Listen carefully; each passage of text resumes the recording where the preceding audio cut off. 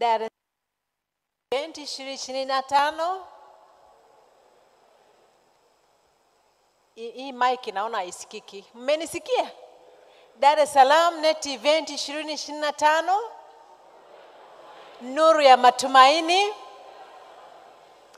Nafurahi tena kwamba umeweza kuja mahali hapa kusikiliza, na yule ambaye unanisikiliza ukiwa mbali na hapa tulipo, uwe mbele ya runinga au unasikiliza kwa simu, ninafurahi sana kwamba tunaendelea na mwendelezo wa masomo ya familia pamoja na ndoa. Jana tulijifunza kwamba Mungu ndiye mwanzilishi wa ndoa na Mungu ndiye anayetupatia mwongozo. Tukagundua pia kwamba shetani aliingilia mpango wa Mungu na akaleta mambo ambayo hayakuwa ndani ya ratiba ya Mungu, kama kufarakana, kama uzinzi, kama ugomvi, kama watoto kutotii wazazi wao, kama mitara, kama kuachana. Vitu vyote vimetoka kwa Ibilisi. Sasa baada ya hapa, yale tutakayokuwa tukijifunza ni kujaribu kuhafifisha ule mpango wa Ibilisi ili tutengeneze mpango mzuri wa familia zetu ziweze kuandaliwa kwa ajili ya uzima wa milele, lakini pia kuishi kwa furaha hapa duniani. Na sasa somo la kwanza la namna ya kufanya, tunataka kujifunza kwamba ni kujitoa nafsi katika ndoa, yani commitment. Kujitoa nafsi sio jambo rahisi. Watu wanapoanza ndoa wanaanza kwa furaha. Wakati mwingine hawajui kutofautisha hisia na kujitoa kweli.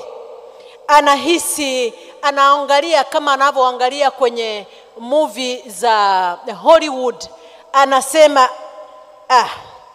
kwamba ninaingia kwenye ndoa, nitatembea nikiwa natembea na mume wangu na mke wangu, nikukumbatiana na kila kitu kinaonekana kizuri. Lakini kwa bahati mbaya mambo wakati wote hayaendi kama yanavyopaswa kwenda. Natakiwa kutumia hii slide, nafikiri haifanyi kazi. Samahani. Watu mnaohusika na hapa, tafadhali. Okay, asante.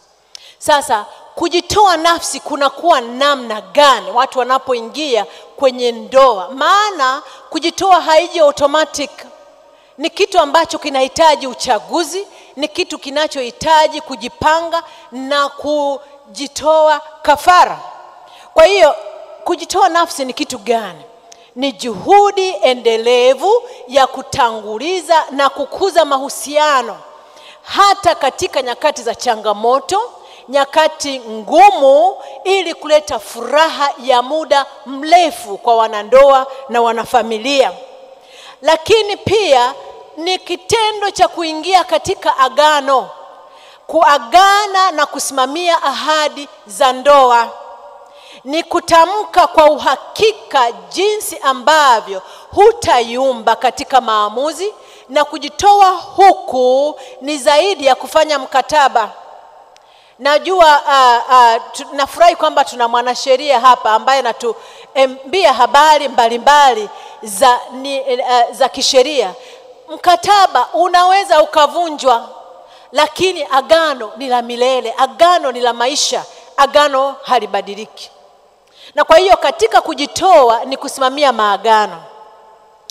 Jambo ambalo napenda kukuuliza, unakumbuka siku ile uliposema kwamba ninaahidi, ukasema nitakutunza, nitakupenda, nitakufanya hili na hili hadi mauti itakavyotutenganisha? Wakati mwingine wachungaji wanapata wakati mgumu, yale masikio hata hayasikii viapo. Anaona mchungaji anatuchelewesha, anaona mbona huyu anatupotezea wakati. Watu wako tayari kuanza maisha ya ndoa, lakini sio rahisi kama ilivyo. Anaposema nita, hajui kwamba huyu mtu kuna siku atakuwa na mguu mmoja, kuna siku atakuwa kipofu, kuna siku atafilisika, kuna wakati sura itabadilika, Kuna wakati atakuwa mgonjwa kitandani. Kuna wakati akili zitavurugika, atakuwa mwenda wazimu. Kwenye viapo hivyo hawasemi, lakini ndani ya kiapo hayo yote yamo. Sasa baada ya muda mfupi, kinachotokea si kama maagano yalivyokuwa. Mtu anaposema nitajitoa maishani, nitafanya lolote niwezalo ili kufanya ndoa yetu ifanikiwe, nimejitoa nafsi yangu kwako, yanaonekana ni mambo rahisi. Hata kuna watu wengine ambao siku hizi wanajitengenezea maagano, ukiwasikiliza ni maneno matamu. Lakini baada ya muda mfupi mambo yanabadilika. Biblia inatuambia kuwa ndoa ni uhusiano muhimu sana kuliko uhusiano wa aina yoyote, isipokuwa uhusiano wetu na Mungu. Na hivyo ndoa ni ya kuzingatia sana. Kuwa mwanafamilia kuna maanisha kwamba wewe uko tayari kuwahudumia wengine, kuwajali na kujitoa nafsi. Na kushiriki mahusiano na mtu mwingine unamaanisha kwamba najitoa kuwajibika, nikijua kwamba kuna nyakati mambo yatakuwa magumu, kuna nyakati ambapo nitampenda asiyependeka, na kumpenda mtu ni katika nyakati kama hizo pia.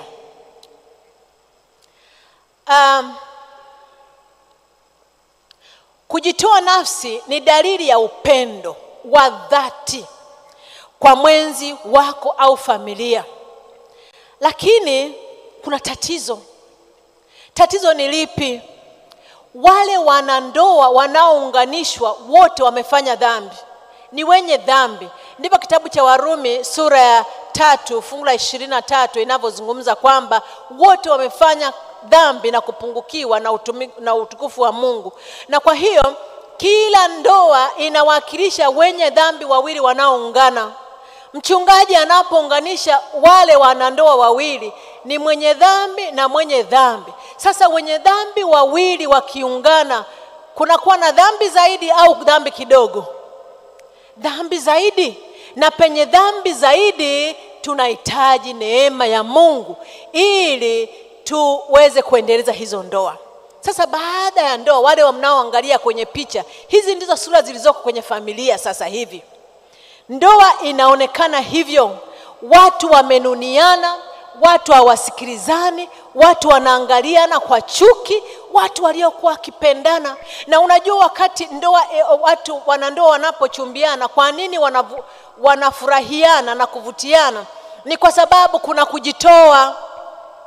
Unakuta mvua inaponyesha, mwanamume yuko tayari hata kuvua koti amfunike mke wake mtarajiwa. Anatoa mwavuli anamfunika. Lakini wanapokuwa kwenye ndoa hayaoni tena, hamna kujitoa. Sasa ubinafsi ndio tatizo kubwa. Yaani ubinafsi ni kinyume cha upendo. Ubinafsi ni kusema mimi kwanza, nahitaji kupendwa, nahitaji kutoshelezwa, nahitaji mahitaji yangu kwanza, naangalia humu na faidi nini. Sasa Biblia inatuambia kwamba vita vyatoka wapi? Na mapigano yaliyoko kati yenu yatoka wapi? Si humu katika tamaa zenu zifanyazo vita katika viungo vyenu. Ubinafsi unatokana na tamaa. Ubinafsi ni kutojali. Ubinafsi ni kutothamini mahitaji ya mwenzi wako.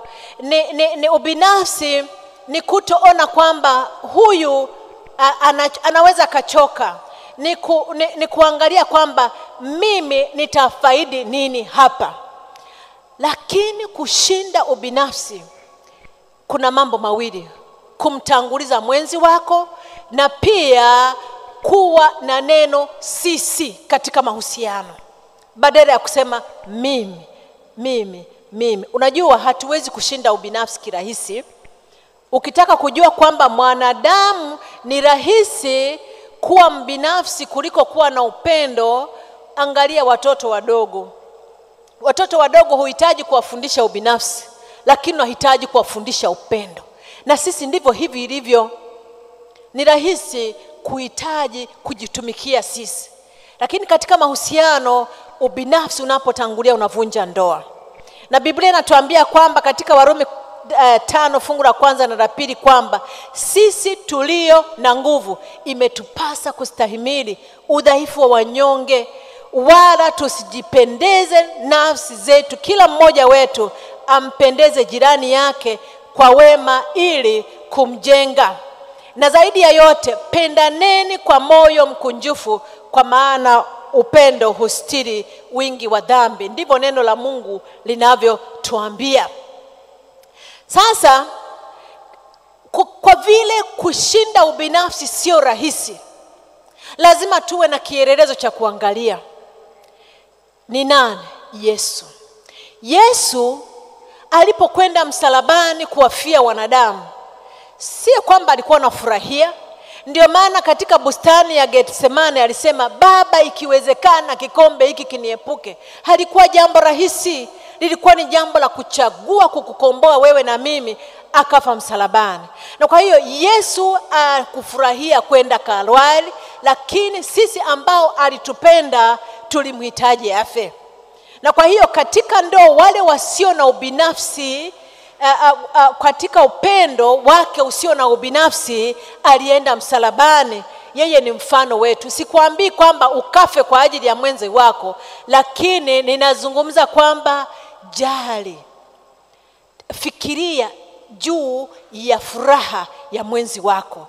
Unajua, wanasema kati ya ndoa 4 za watu wanaoachana, chanzo cha kuachana ni ubinafsi. Kati ya ndoa 4, 1 wameachana kwa sababu ya ubinafsi. Sasa, je, hili linawezekana kweli kushinda ubinafsi? Na sisi na asili yetu ni kuwa wabinafsi. Na ndiyo maana ndoa nyingi nzuri ni ngumu kutunza siku hizi. Watu akiingia kwenye ndoa anasema, hivi kumbe ndivyo ilivyokuwa. Haya ndiyo ya kutarajia kwenye ndoa. Nilifikiri huyu mtu ni mwema. Nilifikiri huyu mtu ni mkarimu. Kumbe ilikuwa ni kutaka kuninasa tu. Basi unakuta talaka inakuwa ndio suluhisho, lakini si chanzo cha furaha ambacho mtu anaweza kategemea. Matendo mazuri ya kawaida ya kila siku ndio yanayoleta tofauti na yanayofanya ndoa iwe hai, ya kuvutia na ya kusisimua. Fikiria kwamba mwenzangu amekula, ameshiba. Mwenzangu amevaa, mwenzangu amechoka. Ninamjibuje huyu? Unakuwa mkarimu. Ndio kitendo cha kuonyesha upendo na ustahimilivu. Na ukarimu sio lazima kutoa vitu. Ni kama kuweka usikivu, ni kama kumjali, ni kama kujua huyu amechoka, ni kama kujua huyu ana mawazo, ni kama kujua kwamba huyu anastahili kupendwa. Kwa sababu mambo hayo ni magumu, Biblia inasema kwamba yupo Kristo anayetutia nguvu. Katika kitabu cha Wafilipi sura ya 4 fungu la 13 anasema, na yaweza mambo yote katika yeye anitiaye nguvu. Jambo lingine la kufanya ni jambo gani? Niliwaambia tangu jana. Ombea ndoa yako. Ombea familia yako, kwa sababu ubinafsi kuushinda sio rahisi. Ubinafsi sio rahisi kuushinda. Mathayo sura ya 18 fungu la 19 nasema, na waambie ya kwamba 2 miongoni mwenu watakapopatana duniani katika jambo lolote watakalo liomba, watafanyiwa na Baba yetu aliye mbinguni. Na hii ni pamoja na kupatana na uwezo wa kujitoa kwa ajili ya mwenzi wako. Hebu fikiria yule uliyemwacha nyumbani, au yule ambaye uko naye. Unamjali kiasi gani? Unamfikiria kiasi gani? Unamhudumia kiasi gani? Wakati mwingine tunaambiwa kwamba tusiwe pesi kuhukumu kwamba mwenzi wangu hanijali. Hebu jaribu kuangalia huko alikotoka, mazingira yake yalikuwaje, ili uweze kuona namna mnavyoweza kujadili na kusuluhisha jambo hili. Shetani anajaribu daima kuharibu ndoa zetu, na ana nguvu kuliko sisi. Lakini Ikiwa Kristo yuko upande wetu, tutashinda. Kwa hiyo kila siku tunapaswa kuomba. Ombea ndoa. Kushinda ubinafsi ni dawa ya kupunguza takwimu za talaka. Na hata hivyo unaweza ukasema kwamba mimi huyu anatakiwa ajue na mimi nina shida zangu. Na kwa hiyo mnapokuwa kwenye ndoa na ubinafsi ukatangulia, kushindwa ni rahisi. Kushindwa ni rahisi. Lakini kutanguliza mwenzi wako inapowezekana, basi ni dalili ya ushindi, kwa sababu Biblia inatuambia kwamba asiyependa hamjui Mungu. Na kama mtu hawezi kupenda, basi hata Mungu asiyemuona hawezi kumpenda. Na upendo unaanzia. Kwa bahati mbaya, watu ni rahisi kuvumilia mabosi wao, ni rahisi kuvumilia marafiki, ni rahisi hata kustahimili majirani wagomvi, majirani wasioeleweka. Lakini akifika nyumbani anavaa sura ya mbuzi. Kwa nini usimstahimili yule wa nyumbani pia? Maana kujitoa nafsi ni pamoja na kustahimili. Kushinda ubinafsi kunaleta uponyaji. Maana kunaleta furaha, kunaleta uchangamfu, kunaleta huzuni, kunaleta mapatano. Sasa wewe unayenisikiliza, inawezekana umekaa na mwenzi wako hapo ulipo, au inawezekana yuko mahali fulani. Fikiria juu ya mambo madogo madogo yanayoweza kuleta furaha, yanayoweza kuonyesha kujali. Hata kumwambia mtu asante, ninajua umechoka lakini umenihudumia, au pole, unahitaji usaidiwe nini, au kiatu chako kimechoka, tuone tunafanyaje. Ninajua wakina baba na wakina mama wanajitoa sana kwa ajili ya familia, na wengine wanahitaji tu kuambiwa kwamba tunatambua kile unachokifanya. Wanahitaji tu kuambiwa asante, Mungu akubariki. Katika mazingira ya kanisani tunapenda kusema Mungu akubariki, unamwambia mtu asante, lakini ile asante kitoka nyumbani ina mvuto, inaleta furaha, inatia moyo. Kwa hiyo hebu tuanze safari ya kujaliana, safari ya kuhudumiana, safari ya kujitoa nafsi kwa ajili ya familia. Yapo makabila ambayo wakati mwingine njaa inapofika, wako akina baba wanaondoka, anaenda mbali, au anasema ngoja nichukue ng'ombe nikauze ili nilete chakula, na akienda huko umuoni tena mpaka njaa itakapoisha. Ni ubinafsi. Kwa hiyo Mungu atusaidie tunapodhamiria kushinda ubinafsi. Kesho tutaangalia jambo jingine ambalo linaweza likatusaidia kuboresha mahusiano katika familia, na ni jambo la mawasiliano. Wewe unawasilianaje nyumbani? Unawasilianaje na mwenzi wako nyumbani? Unawasilianaje na watoto nyumbani? Unawasilianaje katika familia? Mungu na atubariki. Basi tuombe. Baba mtakatifu, wewe ni mwema sana.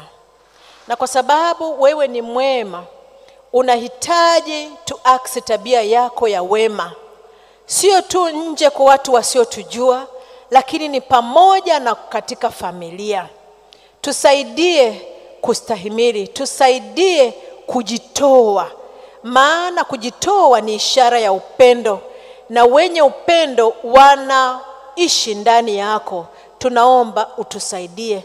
Mahali tuliposhindwa utusamehe, lakini tunapodhamiria kujenga mahusiano yaliyo bora, tunaomba Roho wako Mtakatifu akae ndani yetu, kutukumbusha na kutuwezesha pale tusipoweza.